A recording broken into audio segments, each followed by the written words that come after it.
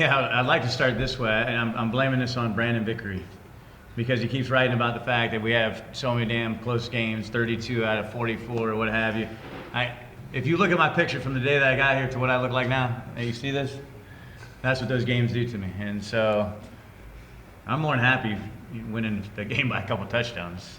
So and in all seriousness, we had the opportunity today to win the game by a couple touchdowns, and that's the discouraging thing. And that's not taking anything away from Southwest Minnesota State. I'm just saying it from our perspective and the things that we had the opportunity to do, and we just didn't execute. And so that would be where I told the guys in the locker room that's where a little bit of my disappointment lies. But that being said, winning's hard. Winning's hard, and I don't care what level you're at. And so we're not going to cheat it, and from the standpoint we're going to enjoy it. And these guys put a lot of hard work and effort into this thing, and so when they win, it's not for me to sit here and hold them back. They should enjoy it for the next 24 hours, and they will. And then back to work. Go back to conference play against a good Drake team at Drake. Tyler, you guys pitched a shutout in the second half. Just what's that feel like to be able to kind of assert your authority over the other unit? It just shows what our defense is capable of, and it shows what we're willing to work for and what we can do. I mean, even though we may not have good numbers right now defensively, but at the end of the day, we still had a good shutout in the second half. So we came together as one. Everybody made plays. Everybody did their 111, and we just came together and finished out strong. Yes, sir. What did you see on the final play? On the final play, I just seen the ball go in the air deep, and I had an underneath route. I was just like, I praise just a pass breakup, we get a pick, turnover, whatever, just as long as they don't catch it and get in field goal range or whatever. And I just seen the ball go out of bounds. That's the game. Can't wait to go ring the victory bell with my team and go have fun in the locker room. Yes, sir.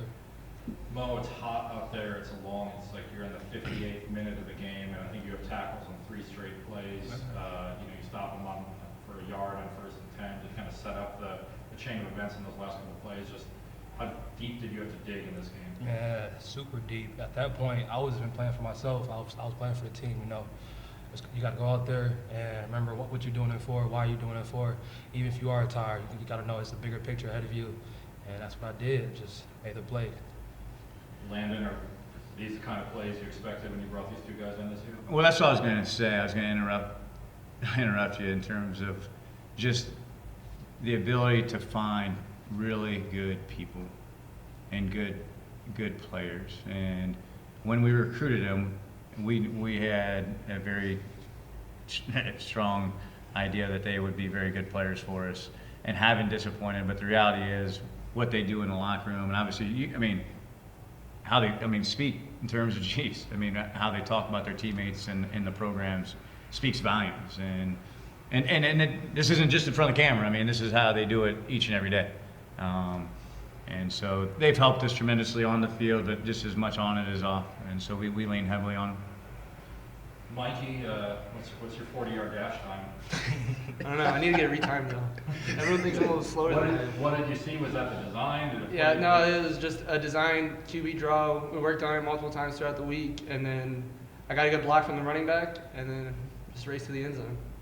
When you see Ryan Thomas put a block like that, can you even notice it in the moment what's going on? No, he is a great block, stepping up as a freshman in a big time moment in a game. It's huge, but we got a lot of trust in everybody that we put on the field, and we expect him to execute that block right there, and he did a great job. Yes, sir. I got to ask, there was a lot of pushing a boulder up a hill and it falling back down. Just your take on the start the drive from 3 and not be able to get. Football, it's a funny game. You saw it, we struggled to execute offensively all throughout the day, but the defense played lights out. They never lost trust in us. They believed that we were going to go down there and score every time they got us the ball back. And then when it came down to it, we were able to put together one drive to score the game-winning touchdown. Yes, sir. Landon, can you just touch on Brian Thomas? You wrote him a little bit more offensively, running the ball, and then that block. Just what can you say about the freshman? Yeah, that was one of the things that I told him in the headset was just to try to get him some runs because there were holes in there, but they were small and they were closing quickly, and that's what Brian does really well. He's not a bigger guy, but can hit the ball downhill. He's not afraid, and he'll hit it downhill. And if there's a little crease in there, he has the ability to hit it quickly. And so that was something that was discussed on the headset. And then Mikey hit it right in the head. Like, I mean, he's done that since he came in terms of, obviously we had to teach him our system and the things that we want him to do, but he ain't afraid to put his nose in there in a pass pro, and he's a complete back. I mean, he'll continue to get better, but he can do it in the pass game, catching.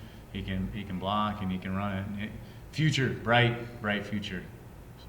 Mikey, how short of a memory do you have to have during a football game? No, it's got its next play. You can't even think about the last play. There's a couple, obviously, there's a lot of plays I want back, but got to move on to the next play, and we got to execute the next call. Like, it's the name of the game. One play at a time. You got to just keep moving.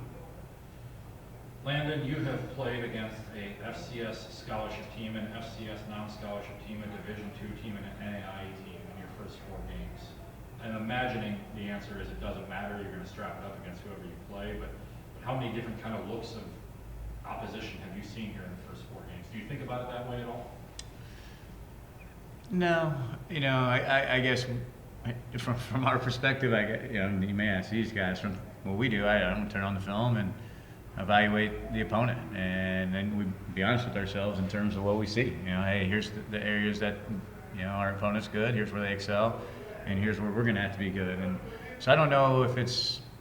I don't think we look at it that way. It's just the reality is that's the game of schedule. We're going to go out and play, and you got to have that mentality. Go play anyone, anywhere, any place. And